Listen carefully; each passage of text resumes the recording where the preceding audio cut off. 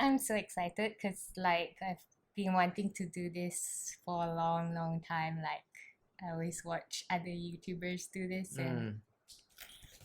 Yeah, it's cool, isn't it? yeah, and it's kind of weird that we decided to start it now Why is that? with all the lockdown and all that stuff. Well, I mean, we Yeah, don't really have much. I mean, many other things to look at, right? yeah. So, Well, in case our listeners don't know, we're a married couple in Malaysia, and in Malaysia is having a lockdown for 2 weeks until 31st of March. mm, And yeah, and thanks for tuning in, guys. yeah, thanks for tuning in. So, what are we gonna talk about today? Oh, our cats are fighting in the background, so I'm not sure if you guys can hear that.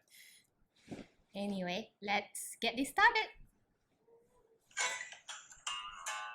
This is our new intro song. Dreaming of chasing mice. And we're back. So our podcast is called Dreaming of Chasing Mice. If you don't know why we call it that, listen to our teaser trailer. I'm Suen, and that's I'm David. yeah. So yeah, what are your thoughts about the current situation now that we're basically it's called a restriction movement order or movement control order? I think the government should just call it a curfew. Curfew. Yeah. I mean, that's what it is, right? Because the cops now can arrest people if you are violating orders. Yeah. The messaging is kind of confusing to me actually. Yeah, I think our government is just not quite prepared. It's kind of unprecedented as well. So yeah, I mean, if you put yourself in the role of the government, not that I'm defending them, but if you place yourself in their shoes, how do you organize, mobilize, communicate, and operationalize a lot of things, right? It's quite challenging and difficult. And on top of that, I mean, the government just switched over and You mean like took over by means of backdoor? yeah, yep. If you the back doorway, and so yeah, so everything was already in a mess, and then we had to put this into place. Mm-hmm. And they're calling the military in today. Yeah. So that's like extra warning to everyone to actually stay. Yeah, stay home. Yeah, don't go out. Keep your hands clean. Wash your face and all that, and use sanitizers if you were to go out. Yeah, I was touching my face just now, which is well, bad, you didn't really step out of the house, so it's fine. Yeah. Speaking of not stepping out of the house. Yeah, speaking of that, I think I need to bathe the cats afterwards. Oh. If not, bathe them in what, 1 week, 2 weeks? Oh yeah. Well, they don't step out of the house, so we know how they feel now. Mm-hmm. But they seem to be entertaining themselves if we look a bit distracted because they seem to be hunting each other. Yeah, but speaking of staying in the house, what have we been up to? Yeah, what have we been up to? Suen, what have you been up to? I've been sleeping a lot because I've been coughing. Like yeah, she doesn't have the virus. I don't have the virus, I hope, but no, well, you don't have. Yeah, I don't have. I'm recovered now, so I don't have a cough anymore. But yeah, so I slept a lot. I was like, it was a timely thing for me, but well, yeah, it gave me the opportunity to be like, okay, there's no better time than now to start this podcast that I've been wanting to do. And, you know, I've been harping about, oh, YouTubers, they're so awesome. And yeah, thanks for accompanying me in this.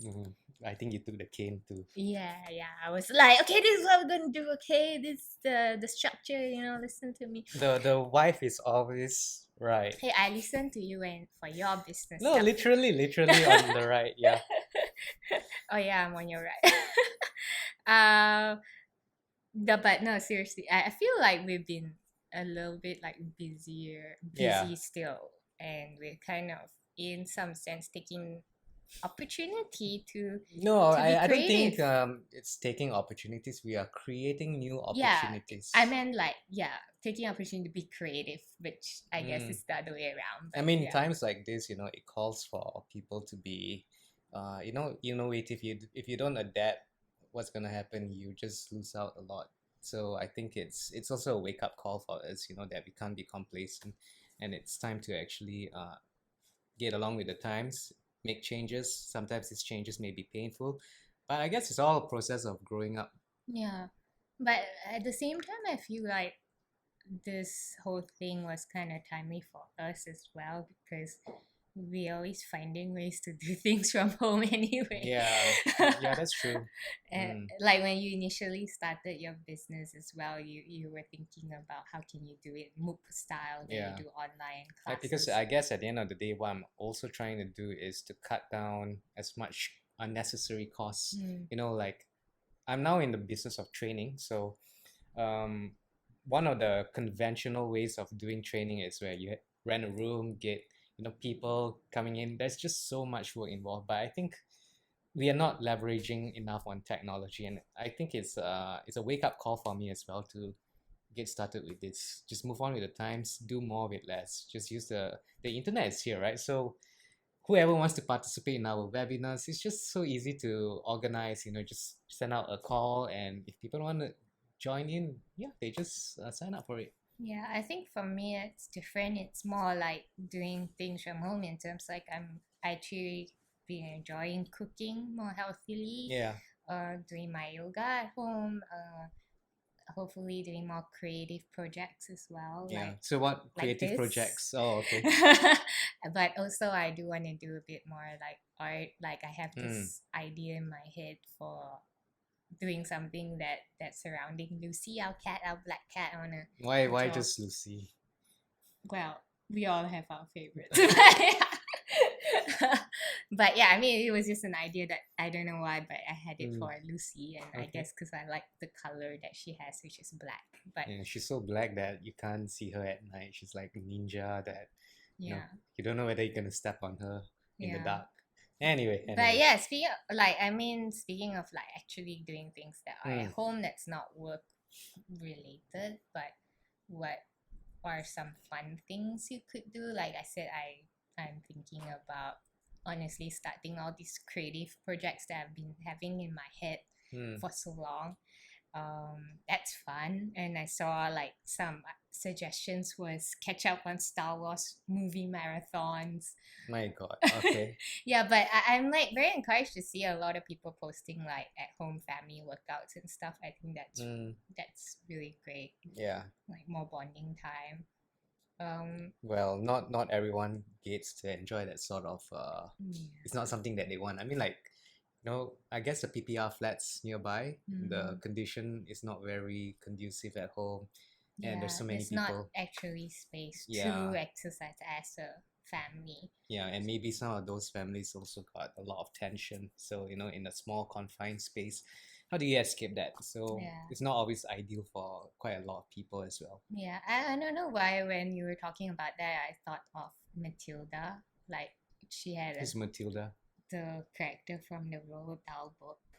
Oh, Yeah, okay. so she had a terrible family. I mean, not to say she had to live in the confinements of like Yeah. PPR flat, but It's more like, she yeah. escaped by reading books. And actually, that's another thing. Like we have to complete our book challenge, one book a week. I'll try lah, because I've got so many things to do right now. Like I'm working on Yeah. my webinars. Yeah. Yeah. Or you can be that and come up with more projects that yeah. you've been having in mind for so long and haven't done anything about it because too busy at work. I have to go out. Or Yeah. I mean, these days I have no other excuses. So yeah, I think I it's need to like take this more seriously then. all social events cancelled. Yeah. But I mean, like besides thinking about what else we could do at home to entertain ourselves, I guess another thing is to look out for people who may be needy in this during this very stressful period, like the frontliners. Like shout out to Catherine, who's the manager of Kasea Hospice. She's been posting like things that their frontliners need, like facial masks and donations to buy more oxygen tanks, because like those with chronic illnesses or like critical illnesses can't go out now. Yeah. Not recommended to go out now. So I'm also wondering about the soup kitchens, how they are operationalizing, in these kind of times, because basically there's a curfew, right? Yeah. And I wonder how they actually deal with that. Yeah, I'm wondering as well with the homeless, where do they go and stuff like that. And I mean, if you all know, have some info on that, Yeah, do feel share free with to us. share, put it in the comments, post it, post it as public on your social media. Shout out to Karen as well for proposing this topic on interesting things to do at home. And being very supportive. Yeah, Thank you so thank much. you, Karen. You're an awesome friend. Yay. And actually Penny as well recommended a topic on how can we like foster healthy friendships. I think that's a really big topic. Probably we'll do it in the next episode. I or think something. just to sum that up, it would be like, don't be a jerk, right? Don't be a jerk to anyone, and But what if they are a jerk to you? Like, then they're not your friend. Then I think those kind of people, probably you just need to cut them off your life.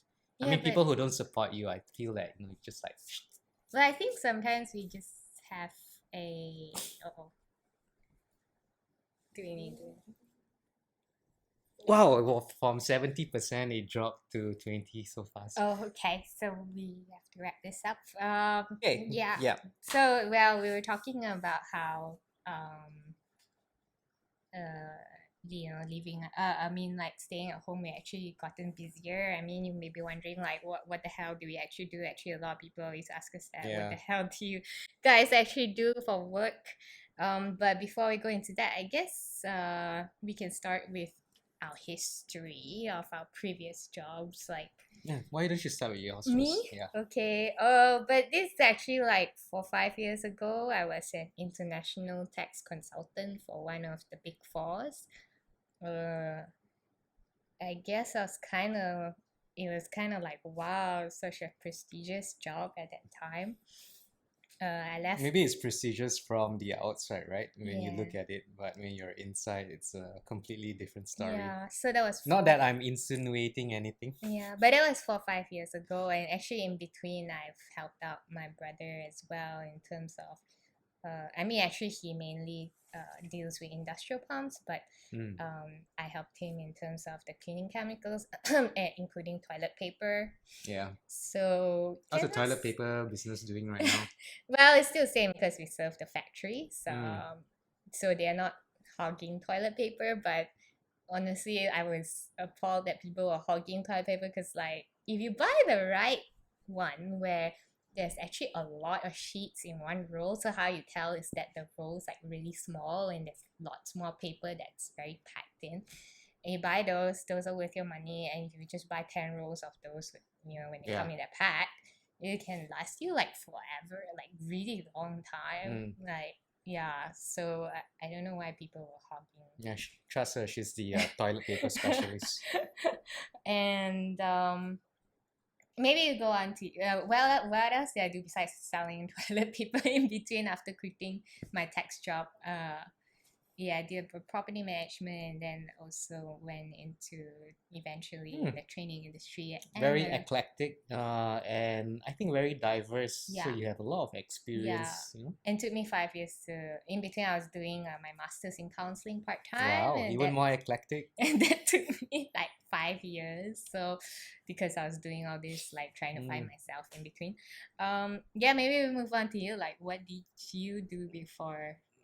I've always been a professional student, and I say that, started off as a school kid right up to my adulthood. I've been always studying. So now I got my PhD, and then I kind of knew what I wanted to do, to work in a university. So that's what I did.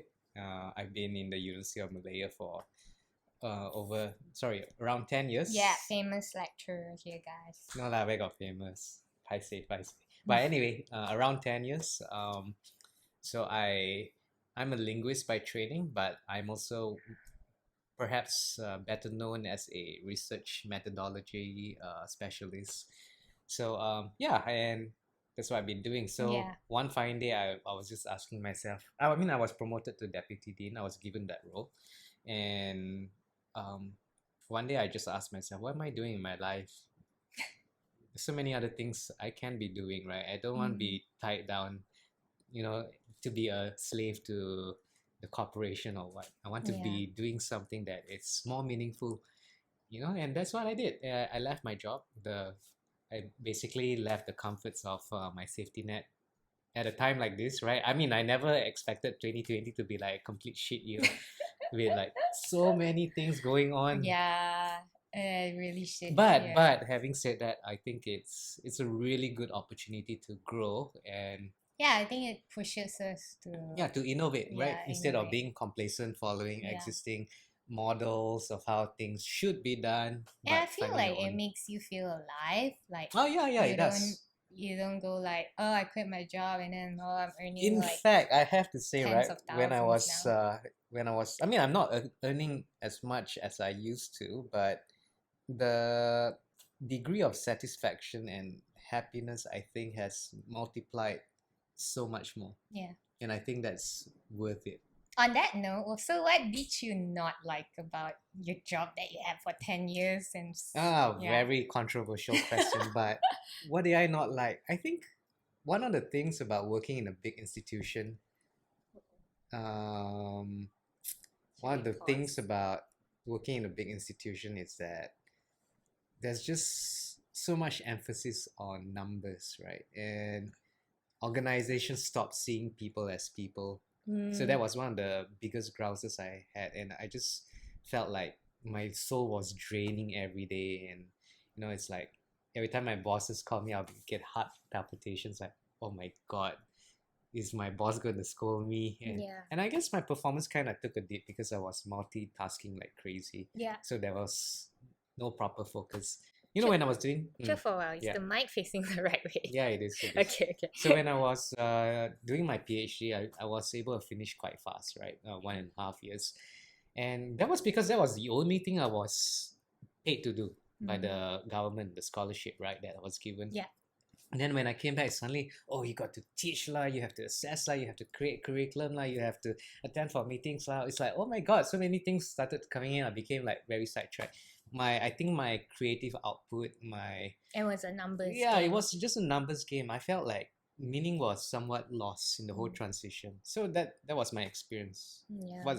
How about you? I was gonna say as well, it's kind of unfortunate because like academia, to me, I see as a way to advance humanity in a sense, and knowledge and stuff. Because as part of the book challenge, I've picked up your old philosophy book. Yeah, which I didn't finish reading. So it's my task to finish. But I felt that it's so unfortunate that academics and are reduced to numbers rather than I mean, it's a phenomenon ability. that's very common Worldwide, right? worldwide. Yeah. And some even saying that, oh, it's like middle management. Yeah, in fact, one of my now. professors currently in Denmark, he was telling me, it's a choice between two things, right? One is risk and the other one higher risk. So which one do you choose? So many academics have to navigate between these two. Yeah, and some people say like, sometimes you're too smart, then you don't take the risk. Yeah, exactly. If you're too smart, you are becoming less of a risk taker because you have the safety net. Someone is employing you. There's you know how to weigh all the options, and then you're like, oh, this is the safest route. I guess in a way that was like me as an international tax consultant. I guess that was what I so got tired of. I guess both of us have very high freedom need. Yeah. So it's not to say that any of these jobs is bad or our bosses were bad or anything, but it's just our personal preferences. So like for me, like tax was very much about writing about how to be compliant with tax. And eventually after a few years, our advice was just like copy paste because we had to make sure our language didn't put us in trouble as well, or what they like to say, cover your ass. And that kind of got stale real quick. And then another thing was I didn't like the hours, like and it came at the time. I mean, like what really stood out to me in terms of the working hours was when my dad was really sick, and then I was always very close to my dad, and he had this chronic illness, that a very rare disease called MDS, and there's actually no known cure. No one knows what caused it, and So like those long hours like kind of took a toll on me. I started to blame work for taking the time I had away from my dad, because in a way I'm a bit of a daddy's girl. And I must say that it was a good decision that you took. You followed your heart and you just said, screw it, it's time to just move on from this Yeah, job. I think like one thing that really stood out was it was dinner. And if those my friends who know me and you know me, I I really like enjoy food. Like I never miss my meals, but it came to a point where I was just missing my meals. And there was one time it was like after dinner and I hadn't had dinner, and I just walked around the office and looking at all the people still working, and oh okay, we have to wrap up. Then I realized that that's um that's not the life I want. It might be fine for other people, but not Yeah. me. Yeah. And yeah, and I think we probably have to cut our inaugural podcast short because my battery has run out on my iPhone. Yeah, we're still new to this. Yeah, we're still trying to find our way, but we are getting there. Yeah, but of course, again, like a disclaimer is that not that we didn't, the jobs are not great or anything.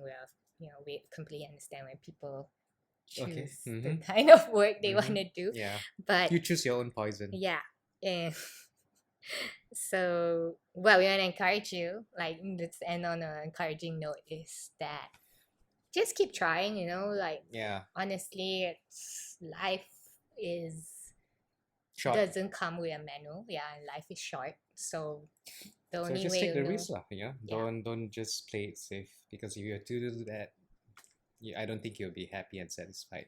Yeah, but don't just like jump off a boat or a plane. Yeah, be smart about it. Yeah. Find a balance. Yeah, so we have to cut this short. But thanks, Karen, Penny, and Catherine, for all the suggestions. We might expand on that next episode, and hope you enjoy this episode. All right. Take care. Bye-bye. Bye.